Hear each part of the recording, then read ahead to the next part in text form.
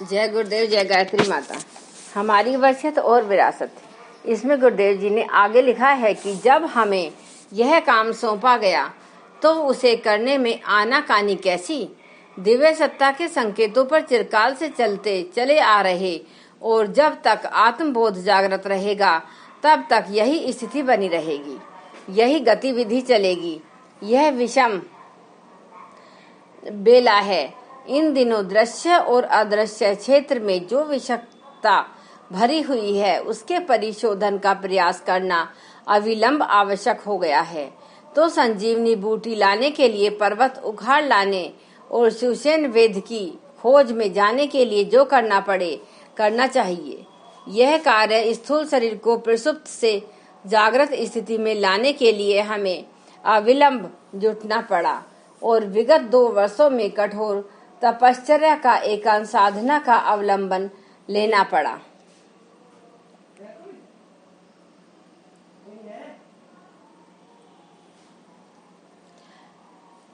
आगे लिखते हैं गुरुदेव जी, इन दिनों हम यह करने में जुट रहे हैं। हमारी जिज्ञासाओं एवं उत्सुकताओं का समाधान गुरुदेव प्राय हमारे अंतराल में बैठकर ही किया करते हैं। उनकी आत्मा हमें अपने समीप ही दृष्टिगोचर होती रहती है। आर्ष ग्रंथों के अनुवाद से लेकर प्रज्ञा पुराण की संरचना तक जिस प्रकार लेखन प्रयोजन में उनका मार्गदर्शन अध्यापक और विद्यार्थी जैसा रहा है, हमारी वाणी भी उन्हीं की सिखावन को दोहराती रही है।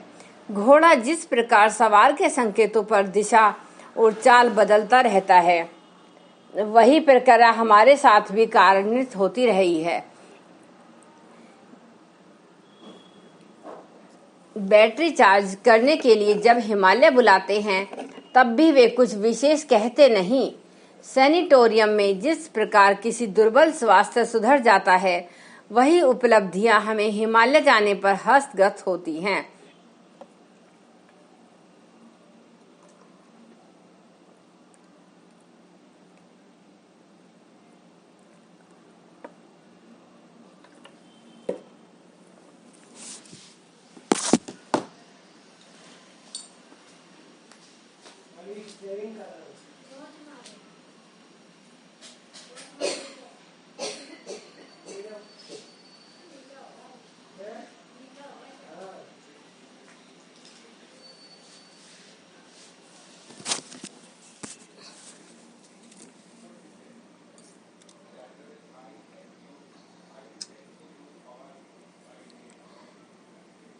वही उपलब्धियां हमें हिमालय जाने पर हस्तगत होती हैं। रुकावट के लिए खेद है, अभी जो थोड़े टाइम के लिए विघ्न पड़ा था उसके लिए सॉरी। वार्तालाप का प्रयोग अनेक प्रसंगों में होता रहता है।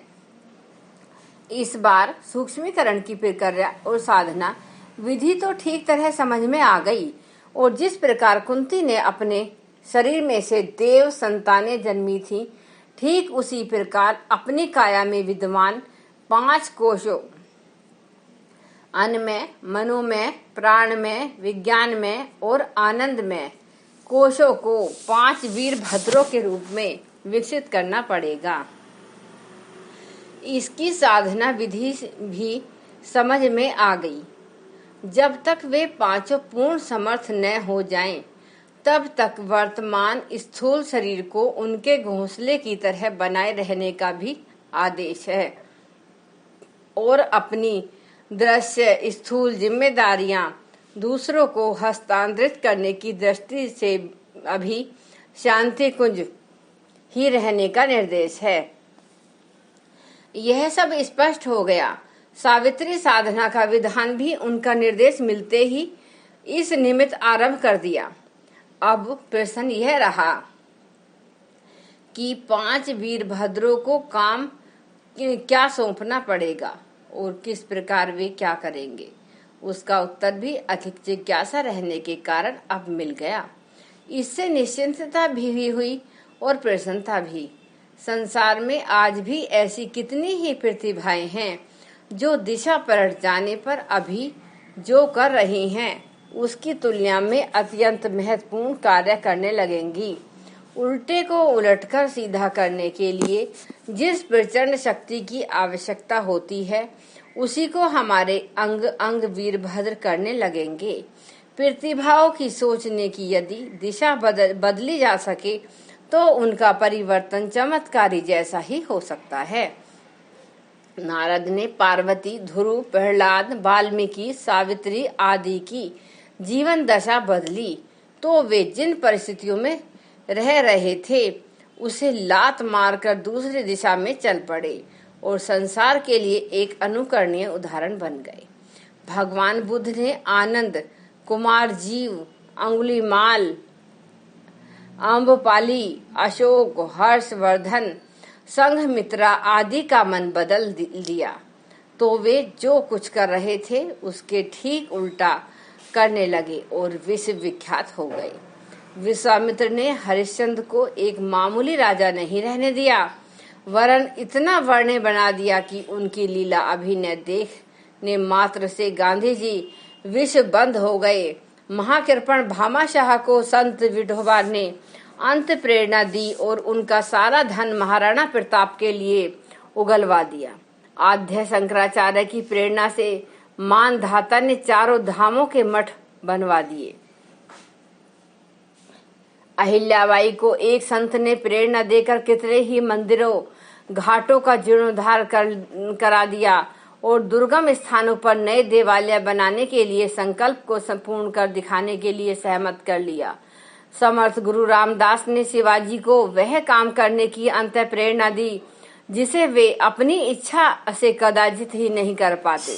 रामकृष्ण परमहंस ही थे जिन्होंने नरेंद्र के पीछे पड़कर उसे विवेकानंद बना दिया। राजा गोपीचंद का मन वैराग्य में लगा देने का श्रेय संत भर्तृहरि को ही था। ऐसे उदाहरणों से इतिहास भरा पड़ा है जिसमें कितनी ही प्रतिभाओं को उनकी ही मनस्वी आत्मवेत्ताओं ने बदलकर कुछ से कुछ बना दिया। उनकी अनुकंपा न हुई होती तो वे जीवन भर अपने उसी पुराने ढर्रे पर लुढ़कते रहते जिस पर उनका परिवार चल रहा था। हमारी अपनी बात भी ठीक ऐसी ही है। यदि गुरुदेव ने उलट न दिया होता तो हम अपने पारिवारिक जनों की तरह पौरोहित्य का धंधा कर रहे होते, किसी और काम में लगे होते, उस स्थान पर पहुंच ही न पाते जिस पर कि अब हम पहुंच गए हैं। इन दिनों युग परिवर्तन के लिए नई कई प्रकार की प्रतिभाएं चाहिए। विद्वानों की आवश्यकता है जो लोग को अपना तर्क प्रमाणों की नई पद्धति प्रदान कर सकें। कलाकारों की आवश्यकता है जो चैतन्य महाप्रभु, मीरा, सूर, कबीर की भावनाओं को इस प्रकार लहरा सके जैसे सपेरा सांप को लहराता रहता है।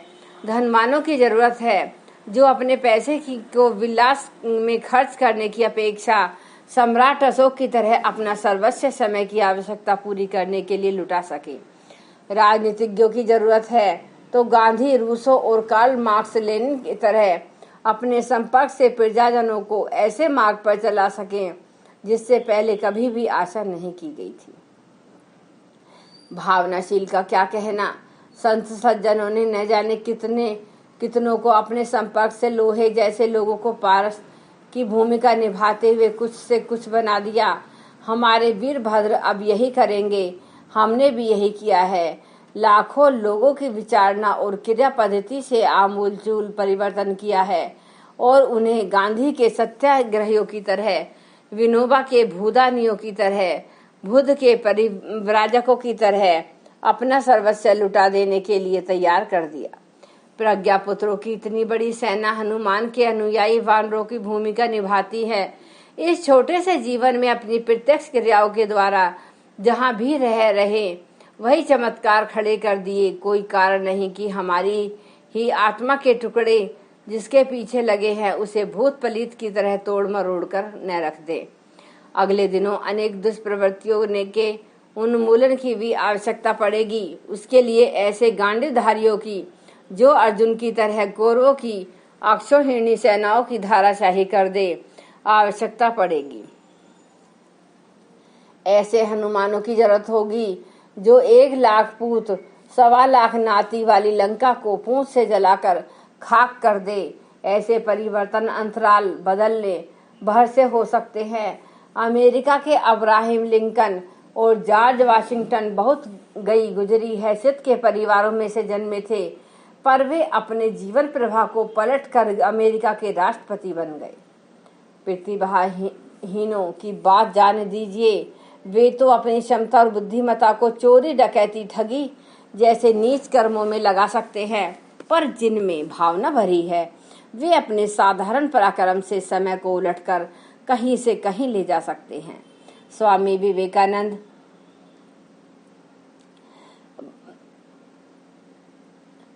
स्वामी दयानंद, श्रद्धानंद, रामतीर्थ जैसो के कितने ही उदाहरण सामने हैं, जिनकी दिशा धारा बदली तो वे असंख्यों को बदलने में समर्थ हो गए। इन दिनों प्रतिभाएं विलासिता में, संग्रह में, अहंकार की पूर्ति में निरत हैं।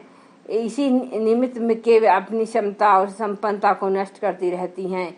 यदि इनमें से थोड़ी सी भी ढर्रा बदल दें तो वे गीता प्रेस वाले जयदयाल गोयनका की तरह ऐसे साधन खड़े कर सकती हैं जिन्हें अद्भुत और अनुपम कहा जा सके। कौन प्रतिभा किस प्रकार बदली जानी है और उसमें क्या काम किया जाना है, यही निर्धारण उच्च भूमिका में होता रहेगा। अभी जो लोग विश्व युद्ध छेड़ने और संसार को तहस नहस कर देने की बात सोचते हैं, उनके दिमाग बदलेंगे तो विनाश प्रयोजनों में लगने वाली बुद्धि, शक्ति और संपदा का विकास प्रयोजनों की दिशा में मोड़ देंगे। इतने भर से परिस्थितियां बदलकर कहीं से कहीं चली जाएंगी। प्रवृत्तियां एवं दिशाएं बदल जाने से मनुष्य के कर्तव्य कुछ से कुछ हो जाते हैं और जो श्रेय मार्ग पर कदम बढ़ाते हैं उनके पीछे भगवान की शक्ति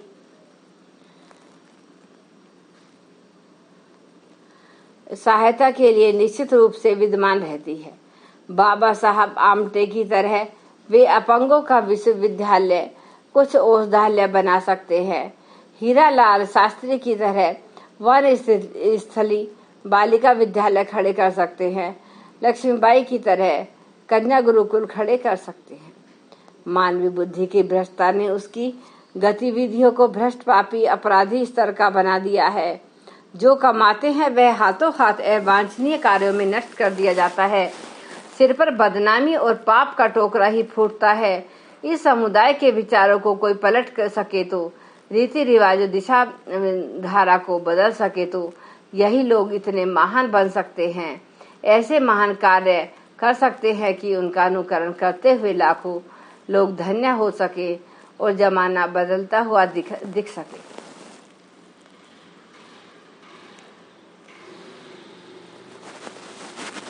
इन दिनों हमारी जो सावित्री साधना चल रही है, उसके माध्यम से जो दृश्य महाबली उत्पन्न किए जा रहे हैं, वे चुपके चुपके असंख्य अंतःकरणों में घुसेंगे, उनकी अनीति को छुड़ाकर मानेंगे और ऐसे मणिमाणिक्य छोड़ाएंगे जिससे वे स्वयं धन्य बन सकें और युग परिवर्तन जो अभी कठिन दिखता है कल सरल बना सकेंगे। मनुष्य अपनी अंतशक्ति के सहारे प्रसुप्त प्रकटीकरण द्वारा ऊंचा बैठता है।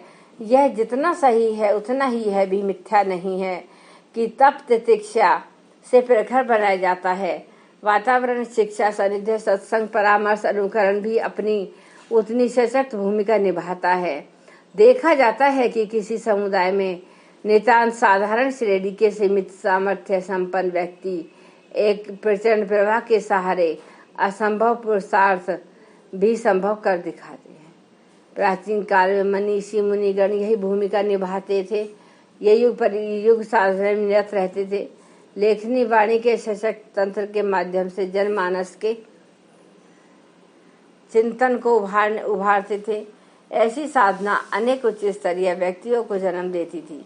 उनकी प्रसुप्त सामर्थ्य को उजागर कर उन्हें सही दिशा देकर समाज में वांछित परिवर्तन लाती थी और शरीर की दृष्टि से सामान्य दृष्टिगोचर होने वाले व्यक्ति भी प्रतिभा कुशल चिंतन की श्रेष्ठता से अभिभूत देखे जाते हैं। जय गुरुदेव, जय गायत्री मंत्र। एक बार गायत्री मंत्र हमारे साथ साथ। ओम भूर्भुवः स्वः तत्सवितुर्वरेण्यं भर्गो देवस्य धीमहि धियो यो न प्रचोदयात्।